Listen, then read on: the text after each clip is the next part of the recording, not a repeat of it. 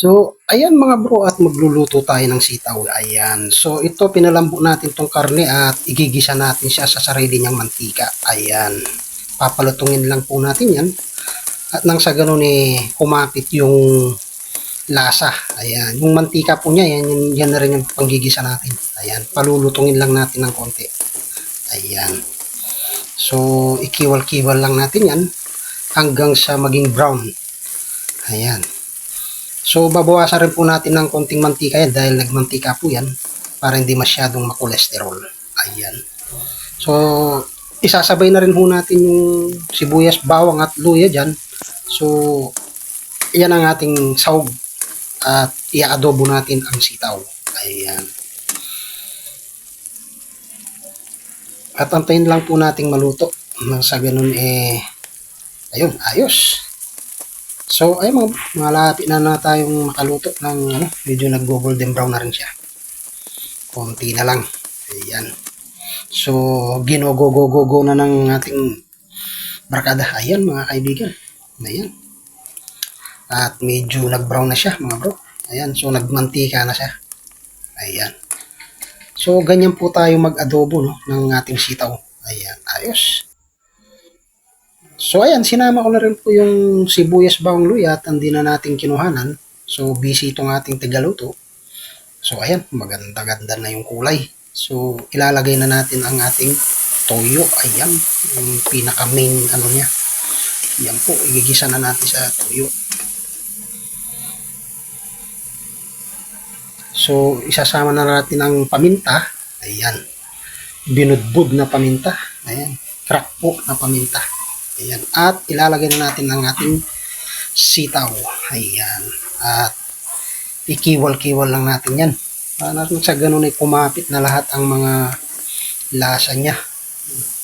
Kumapit-kapit na ang ating adobo. Yan po. Ganyan po ako mag-adobo ng sitaw. Ayan. So, lagyan na rin natin ng pampalasa.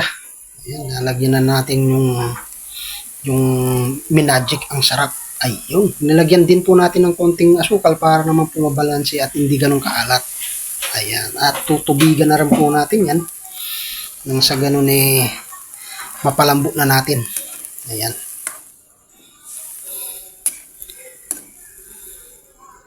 Yun, kiniwal-kiwal na ni bro. Ayan. So, ayan, antayin na lang po natin siyang kumulo at nasa ganun mapalambot na natin. Yun. So, ayan, lalagyan na natin ng minagic na sarap. Ayan. So, yung kanina pala ay asukal ang ating nailagay. At iyan na naman. At ilalagay na natin ang pampalasa, MSG, kung tawagan ay Bechin at Ajinomoto. Ayan. At ikiwal-kiwal lang natin, ihalo-halo. Ayan, at takpan natin ulit. Ayun. So, titignan na natin kung malambot na. Ayun, mga bro. Medyo nangangamoy na. Talagang napakasarap na ng amoy. Ayun, medyo malambot-lambot na. Ayun. Talagang titikman na natin yan. At nang sa ganun malasahan na natin.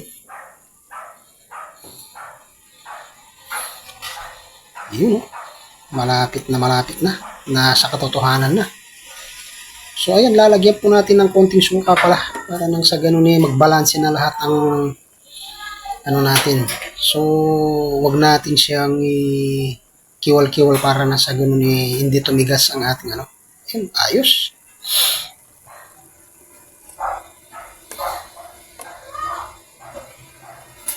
So, ayan, takpan natin uli para nasa ganun yung kulo mabalanse yung timpla niya.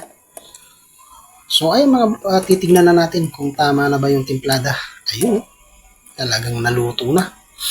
Ito na yung napakalapit na sa katotohanan. Ayan, titikman na ni bro.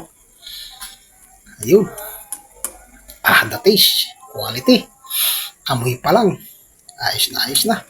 Okay, ipiprepare na natin mga bro. Nang sa ganun makakain na tayo. Ayos. Quality na yun. Ayan. So, ayan ma'am, at ilalagay na natin sa lalagyan, no? Para na sa ganun eh, makakain na. Ayun. Lagay na natin sa bowl. Sa bowl. Ayun, no? Adobo po na sitaw yan. Ayun. Natatakam na. Talagang nakakagutom na mga bro. Ayos. Ayun, no?